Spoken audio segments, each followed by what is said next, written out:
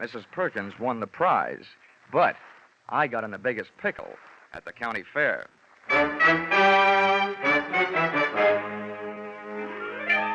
This is another in the adventures of America's fabulous freelance insurance investigator, Johnny Dollar.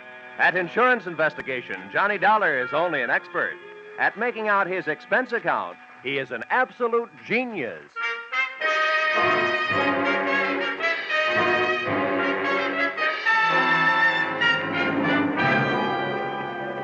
Expense account submitted by Special Investigator Johnny Dollar. To Home Office, Corinthian Liability and Bonding Company, Terminal Building, Hartford, Connecticut. The following is an accounting of my expenditures during my assignment as bodyguard to Grand Blue Ribbon Champion, Spotted Poland China Hog, Rosie Barron of Iowa. Or how you cast my pearls of wisdom before swine. Or out of the fire into the frying pan. Expense account, item 1. $76.80. Train and bus fare, Hartford, to the town of Carver, county seat of Carver County, Iowa. Expense account, item 2. $2.50. 1 Coke, 3 handkerchiefs, a bottle of salt tablets, and sunglasses, with which to combat the Corn Belt heat. Item 3, 6 bits, jitney ride to the Carver County Fairgrounds. Undoubtedly named that because the band I found in the midst of playing its afternoon concert was only fair. Hey, friend. How's that? I'm looking for a pig named Rosie Barron of Iowa. Tell me where I'll find his cage. Cage? They don't keep Rollo in no cage. Rollo? Who's he? Well, that's short for Rosie Barron of Iowa. Oh, yeah. Any fool would know that. Uh-huh. Can you tell me where he is? See that building over there, the livestock building? Yeah. You'll find Rollo in the swine wing. Swine wing? Well, that conjures up a dainty picture. A flying pig. Afraid Rollo won't ever do much flying. Weighs 980. Oh, well, thanks a lot. Neighbor. Yeah? Why don't you try slipping out of that there coat? You won't find it near as sweaty. Oh, yeah. Thanks, Hiram. Oh, he didn't even wait to be my best friend. Hey! Wait, I'll come with you, neighbor. It was 96 in the shade, but things were getting hotter. Shots and screams from the livestock building were the only things that could bring me on the run, with Hiram on my heels. Hey, what do you suppose that was? First, I ran into a stranger just outside the entrance. Oh, get out of the way. Let me out of here. There's loose in there. Then I ran in through the door. Somebody do something. Don't just stand there. Where's the sheriff? Hey, Hiram, what happened? Well, didn't you see? Didn't you hear? That there woman's Mrs. Tiller. Somebody must have stole her diamond brooch. Oh, good. I was afraid somebody might have put the snatch on Rollo. Her husband owns Rollo. Oh? They must have been taking her pictures of Mrs. Tiller in the middle of a crowd. And when they had her smiling real pretty, them flash bulbs went off, and then somebody must have reached around from behind her, yanked the brooch, and started shooting a gun in there. That's a tried and true method of busting up a crowd to help make a getaway. Think anybody saw who did it? Couldn't. Those flashes would have had them blind as bats for a minute. There's the sheriff. What's his name? Well, yeah, that's Harry Blewett. Harry Blewett. Yeah. Sounds like a slogan from the Republican campaign. Hey, here, you. Wait a minute, let go. Well, everybody around here's trying to get my coat off. Come on, Sheriff. Loose the haberdasher. All right, now, never mind the fancy talk, young fella. I saw something pass between you and one of the thieves just outside the door. Oh, you're out of your mind. That guy bumped into me. He came crashing out of here, and I happened to be in the way. I'll bet you happened to be in the way, accidentally on purpose. Now, that's an early American comeback. But that's the way it was. Now, look, I won't ask you for a search warrant, Sheriff. You think I got the brooch on me? Start looking. All right, I will. All right. Yeah, now, in that pocket, cigarettes and a lighter. I see him. You see? Yeah. And in that pocket, handkerchiefs and salt tablets. Salt Mm-hmm. Now, why don't you look in my inside coat pocket? And there you'll find my wallet and identification. I was coming to that. Well, Yeah. Dollar, insurance investigator, right. Hartford, Connecticut. Well, what brought you out here? I'm a piggy sitter for the Corinthian Liability and Bonding Company. They wrote a policy for $25,000 on your friend Rollo, Rosie Barron of Iowa. Who ever heard of taking out a $25,000 insurance policy on a hog? I did. And right now I wish I hadn't. Some people pay high premiums for publicity, Sheriff. And that's what the Blue Ribbon Prime Packing Company is doing in this case. Now, may I have my wallet back? I want to count my money. Yeah, now, here. All right. Here's your wallet. You may think you're quite the joker, young fella, but I'm telling you right now, I'm going to keep an eye on you. I got a better idea than that, Harry. If I were you, I'd go looking for that photographer. Why? What'd he do? He took the picture. And there's just a chance the thief may be in it. Say, that gives me an idea. Sheriff, whoever says you aren't smart makes no mistake.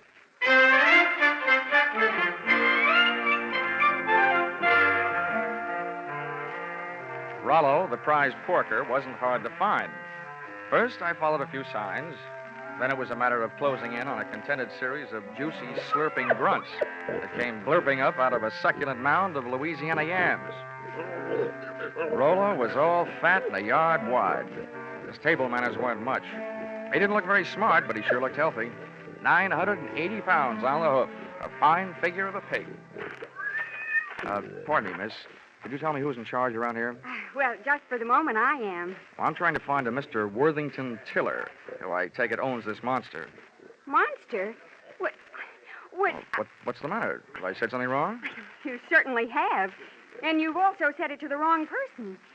In case you don't know it, my name is Alva Anderson. Oh, my name is Johnny Dollar. How do you do? What's all this got to do with Rollo? Nothing. I just raised Rosie Barron of Iowa from a suckling, that's all. Kind of got away from you, didn't it? I'm sorry, Miss Anderson. I apologize. To you, too, Rollo. Sorry about the interruption, Miss Anderson. Some fool made off with my wife's diamond brooch. How's this excitement affecting Rollo? I hope he hasn't lost any weight. Well, he took it very well, Mr. Tiller. Oh, good.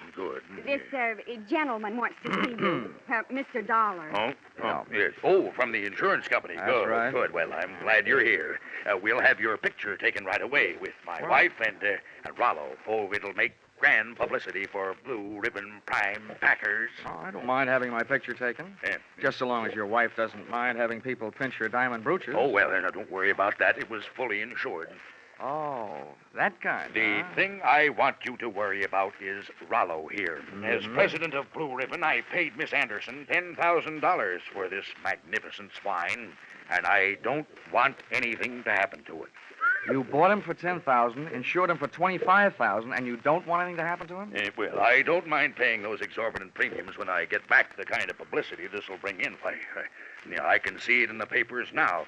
America's fabulous insurance investigator, Johnny Dollar, sent from Hartford, Connecticut to guard the life of that fabulous prize swine, Rosie Barron of Iowa. Well, Mr. Tiller, I don't mind getting my name in the paper for a pig, just so long as it is not in the obituary column. I just couldn't stand having my tombstone read, Johnny Dollar no longer am. He gave up his life for a great big hand.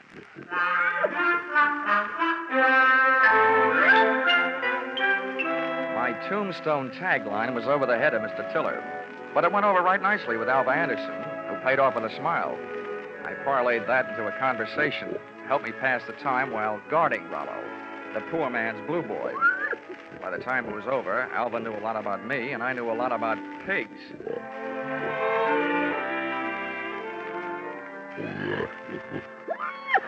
You know, you have beautiful eyes, Alva. Mr. Dollar, do you know what's really interesting about the origin of swine? Why, it's estimated that the Chinese people domesticated swine about 2900 B.C.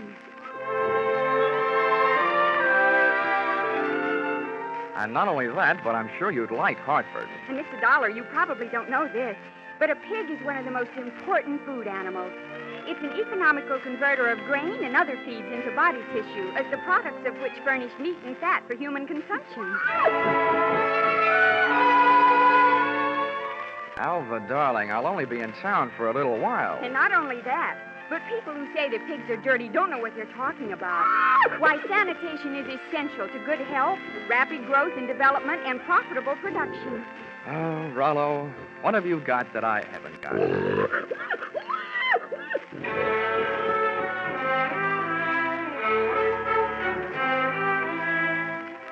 I still don't know whether Alva stuck around because of my charms or Rollo's. But she was still there at the changing of the guard when Mr. Tiller, in person, came to relieve me long enough for a trip to the dining hall. And what do you think they had for dinner? What else? Baked ham. Oh, dinner was wonderful, Johnny. Coming from you after eating baked ham, that sounds practically cannibalistic. Oh, Johnny, stop. More coffee? No, I've had it. Alva, you know, there's something I've been trying to say to you for the past 5 hours. Yes, Johnny? Well, it's just that, well, I want... What? Oh, he's the sheriff. Oh, why doesn't he blow his siren? Well, I have to be going. It's time to get Rollo ready for the winner's parade past the grandstand. I'll just run along. I'll just go with you. Hey, Dollar, I want to talk to you. Well, I'll see you later, Johnny. Yeah. Well, Sheriff, Hey, you being a sort of investigator, Dollar, I knew you'd be interested in my methods. you're sure interfering with mine. Huh? Yeah. Oh, well, do you know what I did? What? I found that photographer, had that picture developed, and rushed it up to the state capitol. And they just called me. Dollar, there's a known criminal in that photo. He's got that brooch, and he's on the loose. Do you know what that means? Yeah. It means that you shouldn't be sitting here talking to me. Who is this villain? They say he's the... Ooch over here. Yeah. What? They say he's known as Little Rocky. Originally hailed from Arkansas. You'd know him if you saw him. He's the fella that bumped into you. I want you to help me look for him. I take only one job at a time, Sheriff. Right now, I got a pig to mind. I think it was the Grand March. Boy, in case I'm interested later, how much do you pay your special deputies a day? $7 and expenses. Sheriff Blewett, I'm afraid that blows it.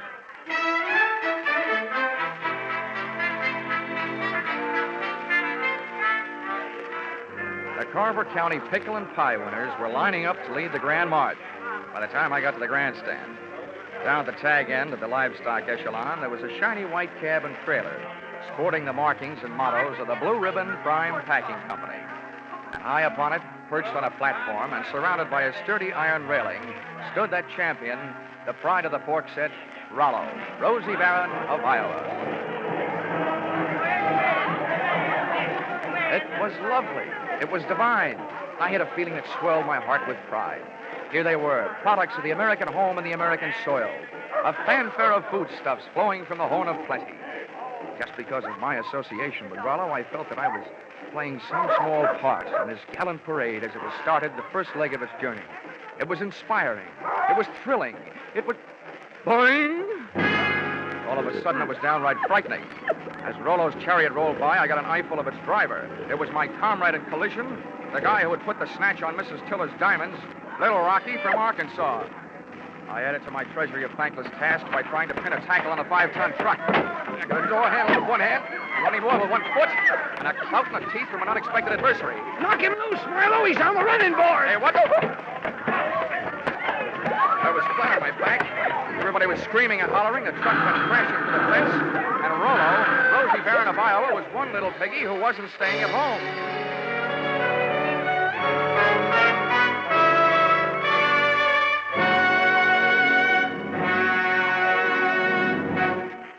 In just a moment, the second act of Johnny Dollar. But first, taking in the action from Johnny Dollar, are you? All right, that's good, because staying with CBS is the way you'll head straight for the big return from vacation 8 days from now, Monday the 29th, of Lux Radio Theater and all the other big Monday night CBS favorites. And by staying with CBS, you'll find more action later tonight with Bill Grant of Call the Police and with Sam Spade, who will be heard from on most of these same CBS stations. Now, with our star, Charles Russell, we return to the second act of yours truly, Johnny Dollar.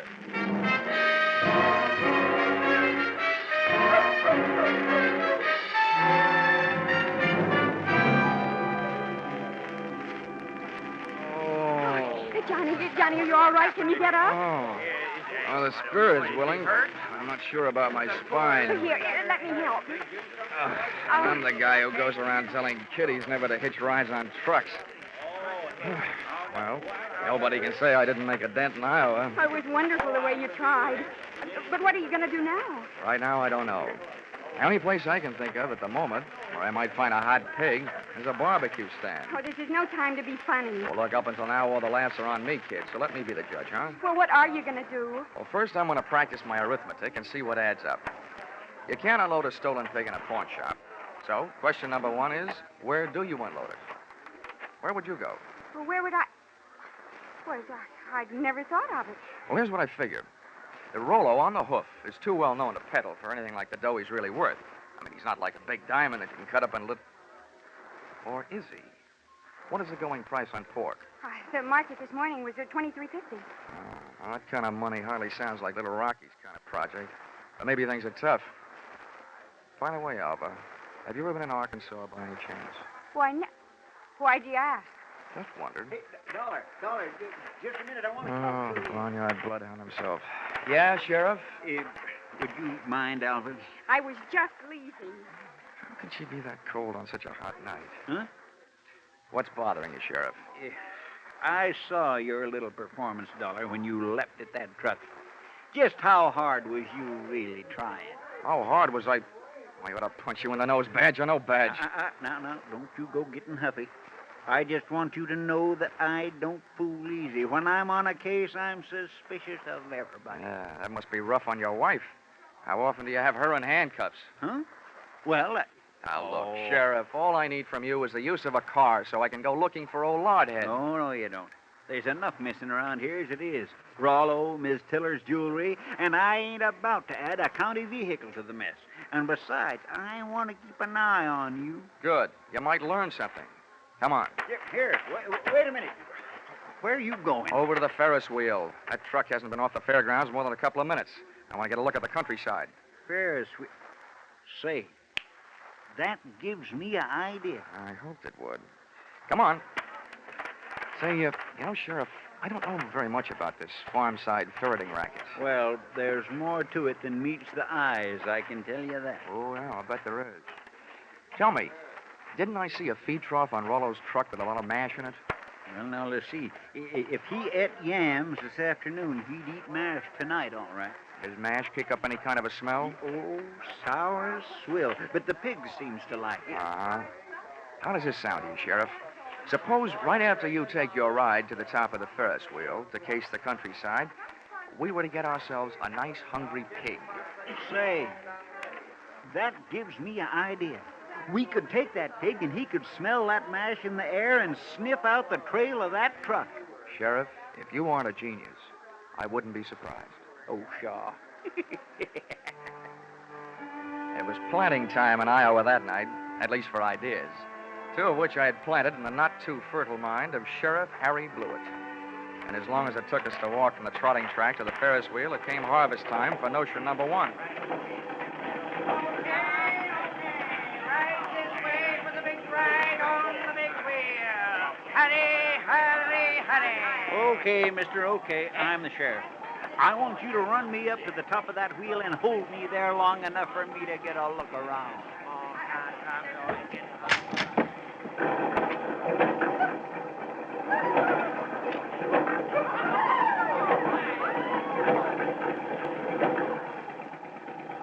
When the wheel came to a stop with Harry Blewett sitting in his little cage at the top, I pulled a low trick on a high sheriff. I bought a pink lemonade from the juice stand next to the Ferris wheel, walked over to the motor that rolled the big heap, unscrewed the cap on the gas tank, and gave it a big, long drink.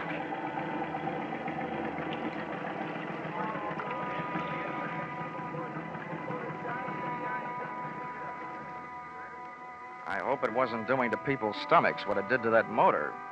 You might well remember this harmless little deceit the next time you have occasion to get rid of a sheriff.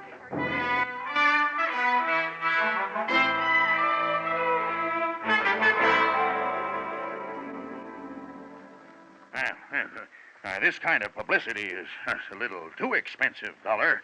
I demand that you do something. Now, don't worry, Mr. Tiller. I am going to do something. Yes, And I'll thank you to remember that the only ones who stand to get hurt right at this point are the insurance companies that wrote the policies on your pig and your wife's diamond brooch. Why, Worthington, I hadn't thought of that. Huh? Why should we worry? My brooch is insured for way over the value, dear. We hadn't...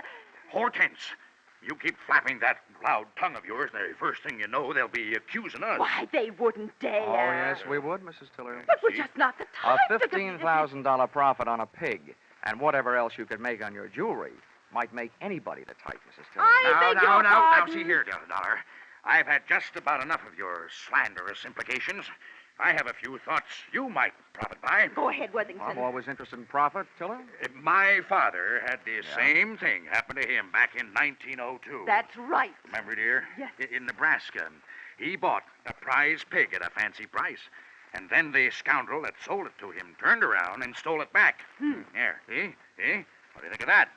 Would this be a suggestion that we throw the young lady who sold your pig to you in the pokey on the strength of something that happened 37 years ago? Well, That's for you to decide, Dollar. Right. Just don't say I didn't warn you. Uh-huh, I see. Yeah.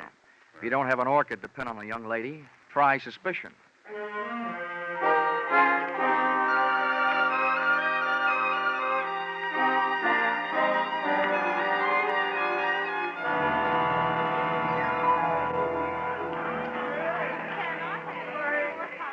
With most of the crowd packed in the grandstand watching the free attractions, I had a good chance to scout the fairground for Alva Anderson, from whom I wanted to learn a little bit more about the habits of not only pigs, but their ex-owners. A trail led me past the home-baked cakes, hybrid corn, the watermelon pickle, tractor and harrow exhibits, and all the way back to where I'd first met her, Rollo's pen in the swine wing of the livestock building. But when I got there, Rollo's cupboard was bare.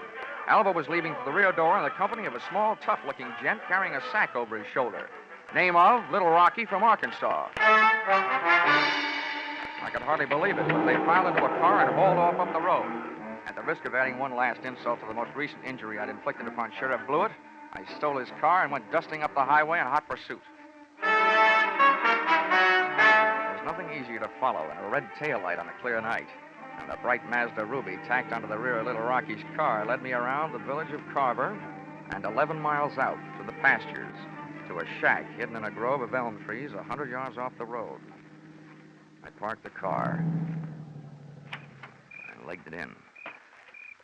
From 25 feet away from the house, I could call the roll through an open window. They were all there. Little Rocky, the strong-arm man who would knock me off the running board, Alva Anderson, and last but not least, there was Rollo, all 980 pounds of him, and most important to me, still alive. Here you are, Milo, you stupid clown. Oh, stop. This is all the sweet potatoes that was left. First we go through them, and then we'll be ready for you, Alva. Oh, but I told you I don't have it. We'll see about that later. Hey, Milo, don't get the porker excited. I didn't do Here, nothing. put the sack on the table. Then when we look at him, we throw him out the window and away from him. Now, hurry up. All right. Well, it ain't in this one. Ain't in this one either. Nope. Ain't in this one. Shut up, just look. Well, I just... And from now on, from you, no thinking. Anybody dumb enough to stash a $30,000 hunk of jewelry and pig food ought to go see a head doctor. Oh. Come on. Through the open window, I was being bombarded by sweet potatoes and facts. While making a getaway after ripping the brooch from Mrs. Tiller's throat, Little Rocky's accomplice had suffered a sudden attack of panic and had hidden the brooch in one of Rollo's lunchtime yams.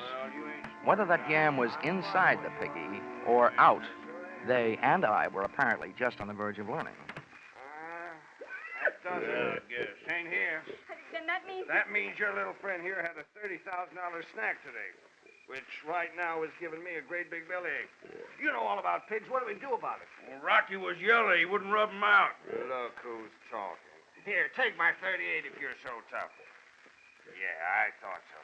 Now shut up. Well, I ain't killing no piggy with him just standing there looking at me. If he'd only make a break for it, I'd mow him down. You. Now look, baby, we'll kill him if we got her. We want that chunk of ice and we want it fast. Milo, tease him into the corner with a sweet potato. We're throwing them all out the window. Oh, please, Mr. Rocky, You don't. shut up, too, and sit down. Close your eyes if you want to. Oh, please, Mr. Rocky. In the manner of Sheriff Blewett, I had an idea. Given to me, of course, by Rocky. Here, see. Alva was sitting in the corner, Rollo was scratching his side by rubbing it against the opposite, and Rocky and Milo were standing shoulder to shoulder in the middle of the room, ready to advance on him. I groped around in the dark until I found one of the yams, and taking the sweet potato delicately in my hand, I tossed it through the window so that it would roll to a point just behind Rocky and his pal Milo. Oh, look out! He's Hey, shoot him! Oh, Johnny, help! Rollo took my bait and, getting to it, knocked his two would-be executioners in a heap on the floor. I took over from there, jumping to the window and applying a kitchen chair dutifully to the prescribed areas, reducing enemies to a state of unconscious surrender. They gave out, Alva gave up, and Rollo gave me a dirty look.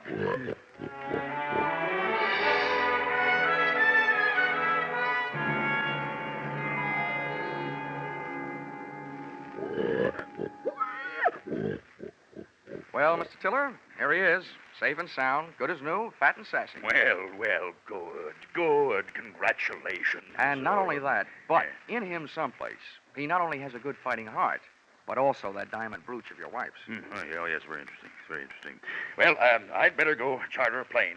Rollo is due in Kansas City at noon tomorrow. Oh, but it might upset him, Mr. Tiller.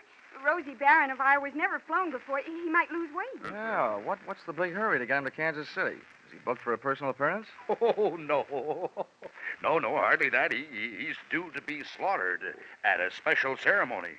All the plans are made. Oh, I wouldn't want to disappoint my boys. They've been looking forward to this. Oh. How do you like that? Why, it's almost murder. Poor Rollo. Oh, Johnny. Come on, let's get out of here, Alva. Gosh, who would have ever thought I, Johnny Dollar, would ever gotten so attached to a pig?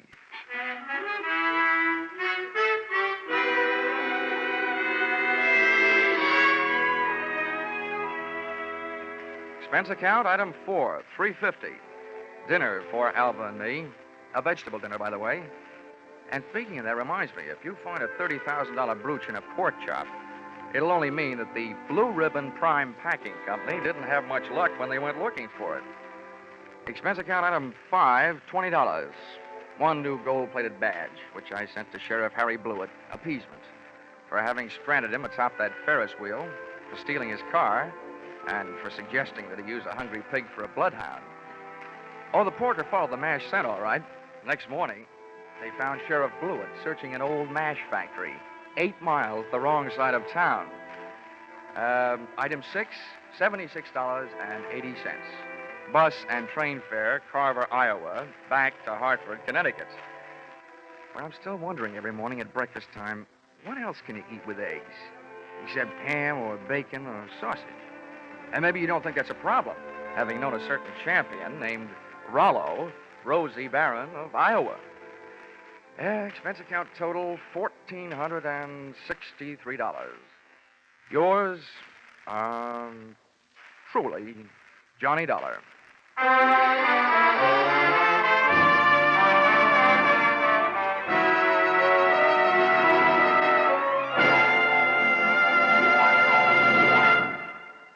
Yours truly, Johnny Dollar, is produced and directed by Norman MacDonald and stars Charles Russell with script by Paul Dudley and Gil Dowd. Featured in the cast were Parley Bear, Sammy Hill, and John Daner, with Junius Matthews, Ann Morrison, Jack Crucian, and Paul Dubov. Pinto Colvig was Rollo. The special music is written and conducted by Leith Stevens.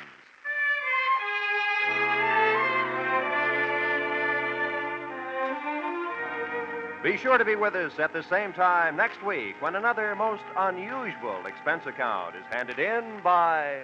Yours truly, Johnny Dollar.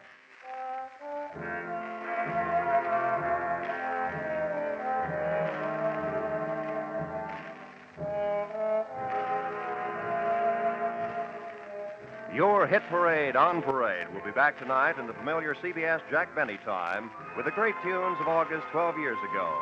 Sweet Leilani and Where or When. Many another still green in your memory will be among the hits you will hear. Speaking of hits, put down August 29th this year in your little book. That's when Arthur Godfrey and his talent scouts, the stars of Lux Radio Theater, My Friend Irma, and Bob Hawke return to join Inner Sanctum. So make your Monday nights a regular date with CBS. This is Roy Rowan speaking.